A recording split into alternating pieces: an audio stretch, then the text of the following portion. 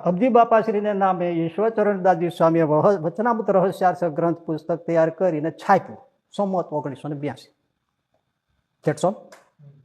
અમદાવાદમાં વિરોધ થયો ઘણો, કાળુપુર મંદિરેથી બધે, છતાંય છપાયું જે તે થયું. એના પછી એક ઘટના બની.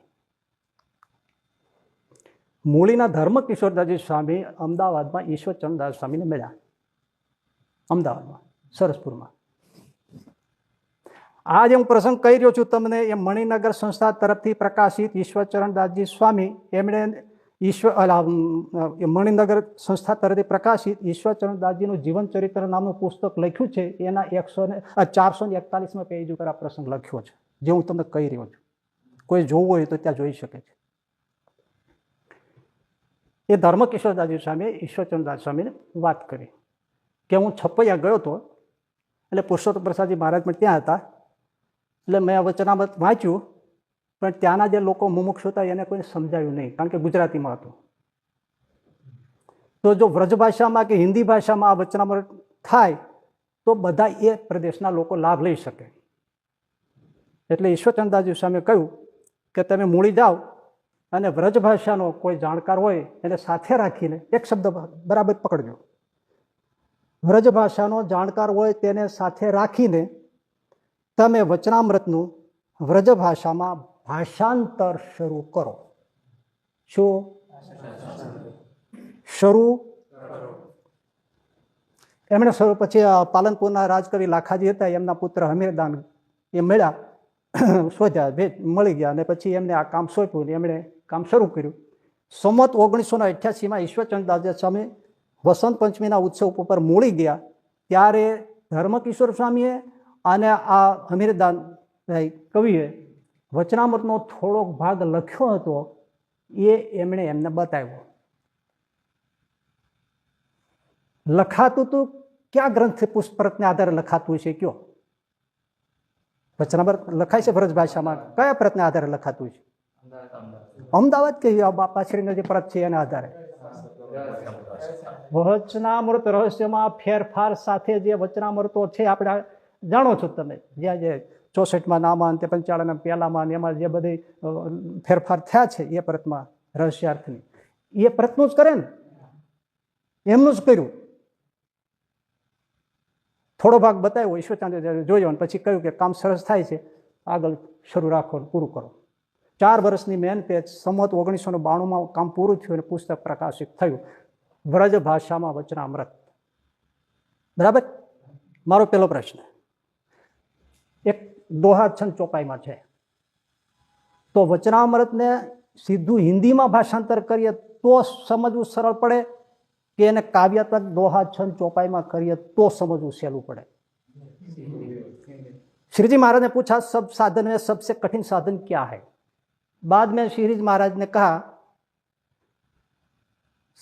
भगवान के स्वरूप में मन को अखंड वृत्ति को रखना यही सबसे कठिन साधन है. आप करो तो થાય.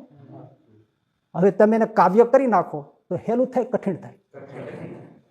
વિશ્વેશ શોચ કળ વિશ્વતણા વિધાતા ત્રાતા તમે સકલ મંગલ શાંતિ દાતા, માટે તમારું કરુણાનિધિ સત્ય નામ સાષ્ટાંગનાથ તમને કરું હું પ્રણામ. કરો અર્થ કેટલા આવડે છે? संत समागम कीजे हो निषदि न संत समागम कीजे मानतजी. संतन क्या શું છે? मानतजी. संतन के मुख से प्रेम सुधारस पीओ, अंतर कपट को मेट के अपने ले उनको मन दीजे. संत समागम कीजे भव दुख टळे बड़े सब दुष्कृत सब विधि कार्य सीजे. संत समागम निषदि न कीजे ब्रह्मानंद कहे संत की सोबत जन्म सुफल કરી લીજે. કરાવો અર્થ કેટલા સમજે છે? આવો પશુ ગણતા નર ગળ્યો ભૂલા સિંહને પૂછ, તુલસી હરી કી ભક્તિ બીનું ધીક દાદી ને ધીક મૂછ. મેં આ બધા બાજુ અર્થ કરાવ્યા તો તમે દાંત કાઢી કાઢીને ગોટા વળી જાઓ એવા અર્થ નીકળ્યા. એ સામાન્ય કીર્તનના અર્થ નથી થતા. ગુજરાતીમાં જાણીએ છીએ તોય જે ગમે જગદગુરુ દેવ જગદીશને તે તણો ખરખરો ફોકો કરવો, આપણો ચિંતવ્યો અર્થ કઈ નવસરે અંતરે એક ઉદ્વેગ ધરવો. કરો અર્થ. કઠણ થાય, ખેલું થાય, દોહા ચોપાઈમાં કરીએ તો એમણે આવું શું કામ કર્યું?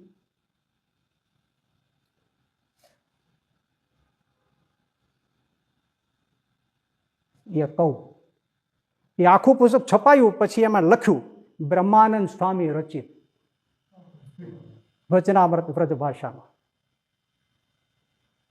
મેં સાલ બોલ્યો હતો, સંમત 1988 થોડોક ભાગ લખાણો હતો. બ્રહ્માનંદ સ્વામી સંમત 1888 ગયા. પૂરા 100 વર્ષે થોડો ભાગ લખાણો હતો. નામ છાપ્યું છું બ્રહ્માનંદ સ્વામી રચિત વ્રજભાષામાં વચનામૃત, અને હમીરદાન કવિ સંશોધિત. આ જૂઠ નથી.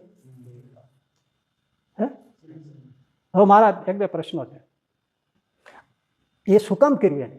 પહેલું કે એમણે વર્ષો પછી બતાવવાનું છે અમારી જે આ ફેરફાર કરેલી પ્રત છે ઓથેન્ટિક છે. જો બ્રહ્માનંદ સ્વામીએ પણ આ લખ્યું, સમજાઈ ગયું તમને?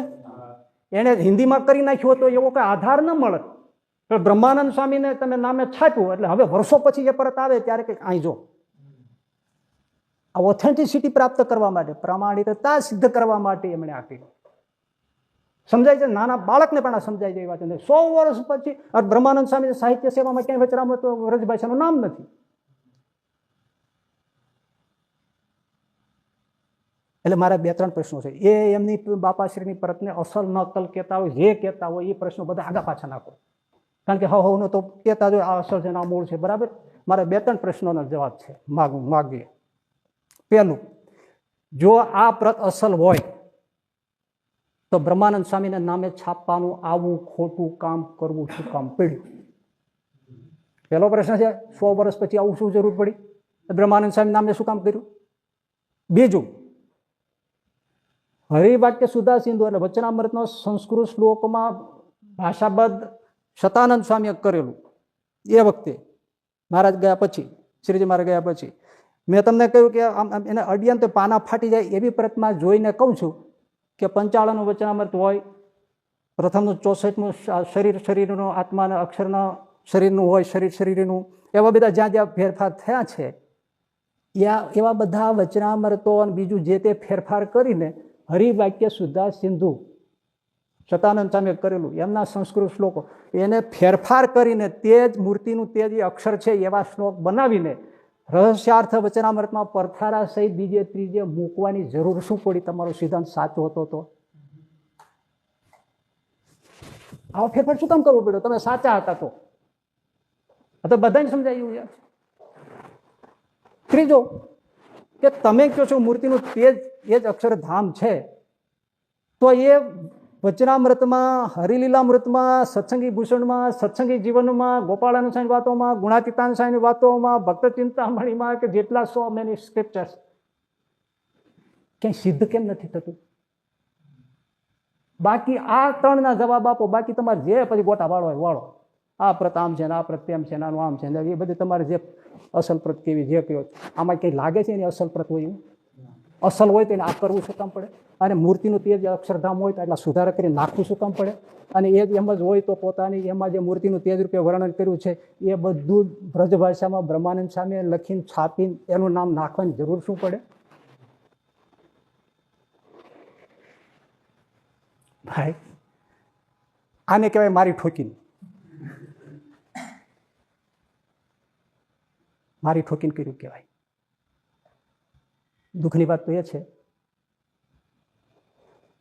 કે ઈસવીસન 2020માં મૂળ સંપ્રદાય સાથે જોડાયેલી સંસ્થાએ આ વચનામૃત સ્થાપ્યું. બ્રહ્માનંદ સ્વામી વ્રજભાષાનું મૂળ સંપ્રદાયની એક સંસ્થા જોડાયેલી, વડતાલ સાથે જોડાયેલી સંસ્થાએ છાપ્યું. હવે એમ માની લઈએ કે એને બ્રહ્માનંદ સ્વામીના મહિમામાં છાપ્યું હોય છે અને કદાચ એની અંદર આ ફેરફાર હોય એ ન જોઈએ, બીજું કંઈ કારણ હોય તો ખબર નથી, પણ આ ફેરફારો નહીં જોયા હોય, પણ બ્રહ્માનંદ સ્વામીની મહિમા વધારવા માટે એમ ચાલે છાપો એમ છાપ્યું. બીજું કોઈ કારણ હોય તો એ જાણે, શ્રીજી મહારાજ જાણે. પણ તમે સમજ્યા કેવડું મોટું નુકસાન થઈ ગયું? હવે જ્યારે કોઈ બતાવે તો જો વડતાલ સંસ્થાની આ પ્રત છે, કારણ કે અક્ષર પુરુષોત્તમ વાળા ઘણી એવું બધું બતાવે છે કે જો મૂળ સંપ્રદાયના આ જગ્યાએ આમ લખ્યું છે, આ જગ્યાએ આમ લખ્યું છે. વર્ષો પછી બતાવશે ને વડતાલની સંસ્થાએ સ્થાપ્યું છે. મહિમામાં ક્યારેક ક્યારેક કરવા જઈએ ત્યારે એનું બહુ વિપરીત ફળ આવતું હોય છે, માટે સાવધાન રહેવું પડે. આપણે પહેર્યું એ મહિમાથી સમય જતા બહુ ભયંકર વિપરીત પરિણામ આવે. મહિમાથી થતું હોય એમાં આવું થતું હોય. એટલે મારે તો કહેવાનું કે સંપ્રદાયના સાહિત્યમાં પ્રકાશન કરનારા વક્તાઓ તેમજ સાહિત્ય લેખન કરનારાઓએ કથામાં પ્રસંગ બોલનારાઓએ ક્યાંથી ક્યાં પ્રસંગ લઈએ છીએ, કયો પુસ્તકનો આધાર લઈએ છીએ, કોણે છાપ્યું છે, અંદર શું છે, પ્રસંગ કેવો છે, પ્રસંગમાં શું બદલ્યું છે, એ બધું તપાસ કરીને બોલવું જોઈએ, લખવું જોઈએ, છાપવું જોઈએ. નહીતર પછી જેને મારી ઠોકીને કરવું છે એને આ ઓલું થઈ જાય.